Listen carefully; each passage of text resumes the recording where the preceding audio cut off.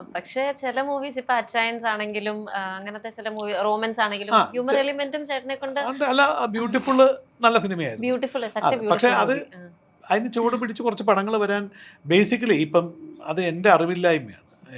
ഞാനൊക്കെ സിനിമയിൽ വരുന്ന കാലത്ത് എൻ്റെയൊക്കെ ശീലം എന്ന് പറഞ്ഞാൽ ഞാനൊക്കെ ഒരു ഡയറക്ടറുടെ വീട്ടിൽ പോയി രാവിലെ പോയി വാതൊക്കെ കാത്തു നിൽക്കുക. ഞാൻ തിരുവനന്തപുരത്ത് താമസിക്കുമ്പം ഒട്ടുമിക്ക അവിടുത്തെ ഡയറക്ടേഴ്സിൻ്റെ വീടുകൾ എനിക്ക് നല്ല പരിചയമാണ്.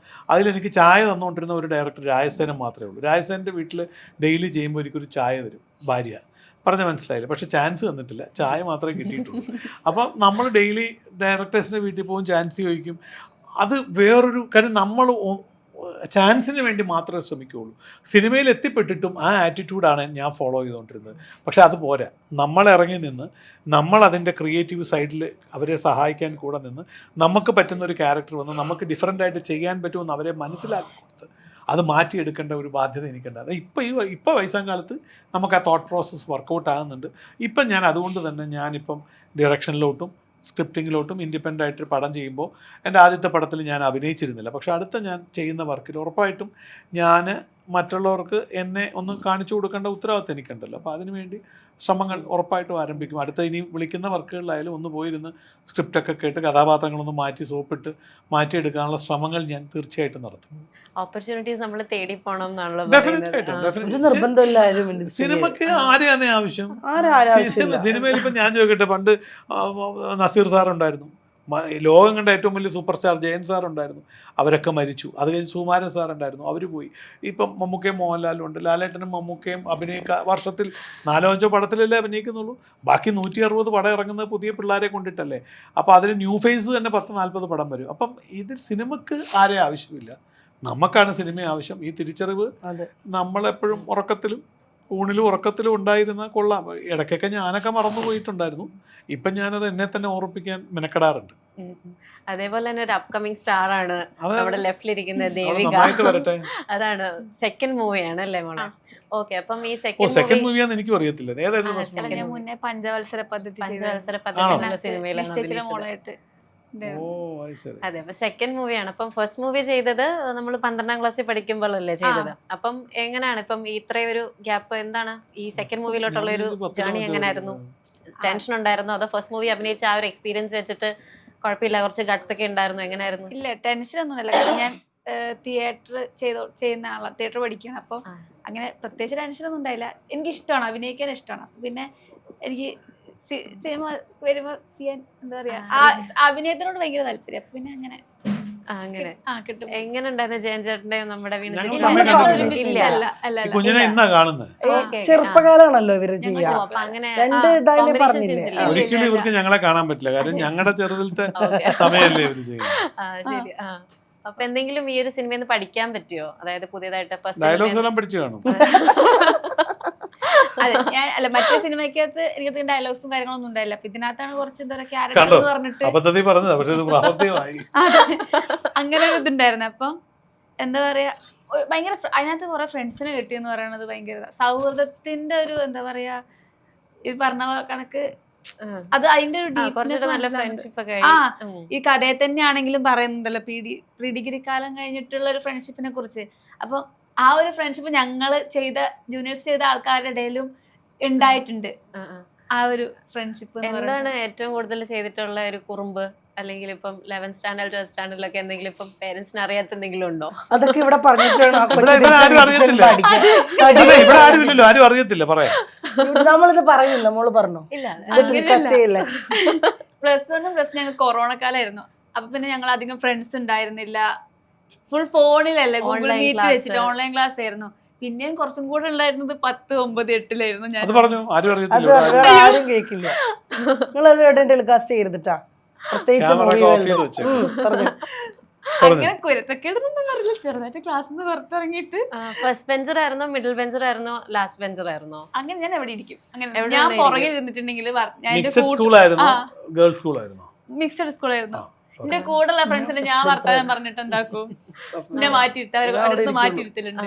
പിന്നെ ക്ലാസ്സിൽ നിന്ന് പുറത്ത് ആർക്കും അറിയാത്ത വെറുതെ പറയണ്ടോ, ഞങ്ങൾ ഇങ്ങനെയൊക്കെ പറയും തിരിച്ച് വീട്ടിൽ ചെന്ന് മോളാ സ്റ്റോപ്പ് ചെയ്തു.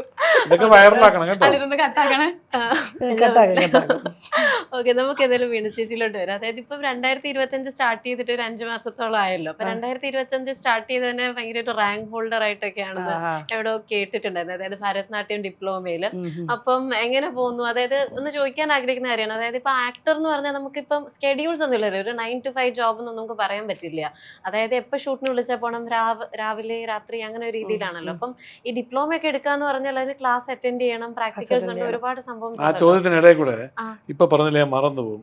വീണ ഒരു സാധനം ഇപ്പൊ പ്രൊഡ്യൂസ് ചെയ്തു. അപ്പൊ ഇപ്പൊ പ്രൊഡ്യൂസ് ചെയ്തു. അതിന്റെ ഷൂട്ടിംഗ് സ്കെഡ്യൂൾ എന്താണെന്നറിയാമോ? Morning 6 to morning 6. രാവിലെ 6 മണിക്ക് രാവിലെ 6 മണിക്ക് ഷൂട്ടിംഗ് തുടങ്ങും. അടുത്ത ദിവസം രാവിലെ 6 മണിക്ക് ബ്രേക്ക് ചെയ്യും. 8 മണിക്ക് വീണ്ടും തുടങ്ങും. അടുത്ത ദിവസം രാവിലെ 6 മണിക്ക്. 2 ദിവസം ഒരു പ്രൊഡ്യൂസർ പറഞ്ഞെങ്കിൽ സത്യം എത്രയായിരിക്കും? 2 ദിവസമായിട്ട് അത് എന്താ വെച്ചാൽ നൈറ്റ് സീനാ കൂടുതല്, ഹൊറർ ഉറക്കമില്ലാത്ത. അപ്പൊ ഇനി പറഞ്ഞു ചേച്ചി എന്തെങ്കിലും പ്രൊഡക്ഷൻ. ചേച്ചി വലിയ പ്രൊഡ്യൂസർ അറിഞ്ഞൂടെ? അറിയട്ടെ. വേണ്ട, സൈഡിൽ കൂടെ ചേച്ചി ഇപ്പൊ ഒരു വെബ് സീരീസ് പ്രൊഡ്യൂസ് ചെയ്തു. അടുത്തതൊരു വെബ് സീരീസ് പ്രൊഡ്യൂസ് ചെയ്യാൻ പോകുന്നു. അത് കഴിഞ്ഞൊരു മലയാള, ഇതൊക്കെ ഈ വർഷം നടക്കാൻ പോണ സംഭവം. ഇല്ലെങ്കിൽ തർക്കിക്കട്ടെ, ഒരു മലയാള സിനിമ പ്രൊഡ്യൂസ് ചെയ്യാൻ പോകുന്നു. ഇത് മൂന്ന് സത്യമല്ലേ? കടക്കാരൊക്കെ വീട്ടിൽ വരുമല്ലോ. അത് ഞാൻ റിസർച്ച് ചെയ്തപ്പോ എനിക്ക് കിട്ടിയില്ല. അല്ല, ഇത് വെബ് സീരീസ് ഇപ്പം റിലീസാണ് ഈ മാസം. 13-ാം തീയതി റിലീസാണ്. ഈ സെയിം ഡേറ്റിൽ തന്നെ Z5-ന് വേണ്ടിയിട്ട്. Z5-ന്റെ ആദ്യത്തെ mini web series. 6 to 6 schedule ഉണ്ടെന്ന്. സത്യമായിട്ടും ഇവരോടൊക്കെ അങ്ങനെ ചെയ്യാൻ പറ്റുള്ളൂ. പിന്നെ ഞാൻ രാവിലെ 6 മണിക്ക് തുടങ്ങി, അടുത്ത ദിവസം രാവിലെ 6 മണിക്ക് ബ്രേക്ക് ചെയ്തു. 8 മണിക്ക് വീണ്ടും തുടങ്ങി, അടുത്ത ദിവസം രാവിലെ 6 മണിക്ക് വീണ്ടും ബ്രേക്ക് ചെയ്തു. സത്യമാണ്. പ്രൊമോഷനെ എന്നെ വിളിച്ച സമയത്ത് നോർമലി നമ്മൾ പ്രൊമോഷനിലേക്ക് വീണ്ടും കുറച്ചൊക്കെ രാവിലെയൊക്കെ വരുമ്പോൾ ഡിലേ ആവുമല്ലോ. ഒരു പ്രൊഡക്ഷൻ തുടങ്ങിയപ്പോഴാണ് ഒരു പ്രൊഡ്യൂസറിന്റെ വേദന മനസ്സിലായത്. ടെക്നിക്കലി അവർ എന്തുമാത്രം സഫർ ചെയ്യുന്നു എന്ന് മനസ്സിലാവുന്നത്. അതുവരെ സത്യമായിട്ട് എനിക്ക് അറിയില്ല. കാരണം നമ്മൾ വന്ന് അഭിനയിക്കുന്നു പോകുന്നു എന്നല്ലാണ്ട്. അതുകൊണ്ട് ഞാൻ രാവിലെ 6:30 മേക്കപ്പ് ആർട്ടിസ്റ്റിൻ്റെ അടുത്ത് പോയി മേക്കപ്പ് ഒക്കെ ചെയ്ത് ഇവിടെ ആദ്യം ഞാൻ എത്തിയത്. നമ്മൾ കാരണം ഒരു ബുദ്ധിമുട്ട് ഇതുവരെ ഉണ്ടാക്കിയിട്ടില്ല. പക്ഷെ കുറച്ചും കൂടെ ഇപ്പം ഞാൻ എന്താ പറയുക, നമ്മൾ കാരണം എവിടെയും ഒരു തടസ്സം വരരുതെന്ന് ശരിക്കും ഞാനൊരു പ്രശ്നം തുടങ്ങിയപ്പോൾ അതിൻ്റെ ഒരു വേദന മനസ്സിലായത്. പ്രൊഡ്യൂസറിൻ്റെയും ടെക്നിക്കൽ സൈഡിൻ്റെയും വീണ ആയതുകൊണ്ടാണ് കേട്ടോ. ഇപ്പം ഞാൻ ഷാജു ഉണ്ട്, നമ്മുടെ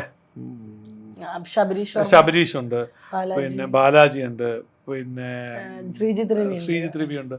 സത്യം പറഞ്ഞാൽ 3-4 ദിവസം ഉറക്കമില്ലാതെ പോവാ. പക്ഷെ ഇവരെല്ലാം ഒറ്റയാളെ ഉദ്ദേശിച്ചിട്ടാണ് വീണ എന്ന് പറഞ്ഞ ആർട്ടിസ്റ്റ്. കാര്യം നമ്മൾ വേറെ ഒന്നും, നമ്മുടെ ഷാജുവിൻ്റെ പറഞ്ഞു, ഞാൻ ആദ്യം പറഞ്ഞ പേര് ഷാജുവാ, നമ്മുടെ മുണ്ടൂർ പാലക്കാട് ഷാജു ശ്രീധർ. അപ്പോൾ ഞങ്ങൾ ഇത്രയും പേര്, ഇത് കൂടാതെ ഇത് നമുക്ക് പരിചയമുള്ളവരുടെ പേര് പറഞ്ഞാൽ ഇത് കൂടാതെ ഒരു 8-10 നല്ല കോസ്റ്റായ വർക്കാണ് കേട്ടോ. ഇല്ല നിസ്സാരമല്ല, സിനിമയേക്കാളും കോസ്റ്റ് കൂടി തന്നെ ചെയ്തതാണ്. അപ്പോൾ ഇത്രയും ചെയ്യുമ്പോൾ ഈ ടെക്നീഷ്യന്മാരും ഈ ഷൈജു ഡയറക്ടറായാലും ക്യാമറമാൻ ആയാലും ഒക്കെ നമ്മളോടൊപ്പം നിൽക്കില്ലേ. എനിക്ക് തോന്നുന്നത് വീണ എന്ന് പറയുന്ന ഒരാളോടുള്ള പ്രതിബദ്ധത എല്ലാവരും, പ്രൊഡക്ഷൻ മുതൽ മെയിൻ ആർട്ടിസ്റ്റുകൾ വരെ ഈ ശരിക്കും ഇവർക്കൊന്നും ശരിക്കും നമ്മുടെ ഈ ഇതിൻ്റെ ഇടയ്ക്ക് പറയേണ്ട കാര്യമല്ല. ഇത് വളരെ എന്നാലും പറയുകയാണ്. ഈ ഒരു സമയം ഞാൻ പറയാൻ വേണ്ടിയിട്ട് ഞാൻ എടുക്കുക. എല്ലാ ആർട്ടിസ്റ്റുകളും ഇപ്പോൾ എന്നോടുള്ളൊരു ഇഷ്ടത്തിൻ്റെ ഒരു സ്നേഹത്തിൻ്റെ പുറത്ത് മാത്രമാണ് ഇവരങ്ങനെ വർക്ക് ചെയ്തതെന്ന് എനിക്കറിയാം. ഒരു ലൊക്കേഷനിലും ഒരു ആർട്ടിസ്റ്റുകളും അങ്ങനെ നിൽക്കില്ല, അതുപോലെ നിന്നിട്ട്. അതുകൊണ്ടാണ് ആ പറഞ്ഞ ദിവസത്തിൽ പ്രൊജക്റ്റ് തീർത്തത്. അത് അല്ലെങ്കിൽ പ്രൊജക്റ്റ് തീരൂലായിരുന്നു. അതുകൊണ്ടാണ് ഞാൻ രക്ഷപ്പെട്ടത്. അല്ല, അതുകൊണ്ട് ഞങ്ങൾക്ക് സന്തോഷമുണ്ട്. കാര്യം നമ്മുടെ ഗ്രൂപ്പിൽ നിന്ന് ഒരു ആർട്ടിസ്റ്റ് ഫ്രട്ടേണിറ്റിയിൽ നിന്ന് ഒരാൾ പ്രൊഡ്യൂസറായി വരിക എന്ന് വെച്ചാൽ അത്ര എളുപ്പമല്ല. അത് വരട്ടെ. അങ്ങനെ കുറേ സഫർ ചെയ്തു കേട്ടോ. കുറേ നമ്മൾ വിചാരിക്കാത്ത കുറേ ട്വിസ്റ്റുകളൊക്കെ ഉണ്ടായി. ഇടയ്ക്ക് വെച്ച് ഞാൻ പ്രൊജക്റ്റ് സ്റ്റോപ്പായി പോവോ എന്ന് വരെ ഞാൻ പേടിച്ച സിറ്റുവേഷൻ ഉണ്ടായി. എല്ലാവരും ഭയങ്കരമായിട്ട് കൂടെ നിന്നതുകൊണ്ട് മാത്രം ആ പ്രൊജക്റ്റ് കംപ്ലീറ്റ് ആയി. നാളെ മറ്റന്നാളായിട്ട് ഔട്ട് കൊടുക്കും ചാനലിന്. ഇനി ചോദിച്ചു ചോദിക്കും.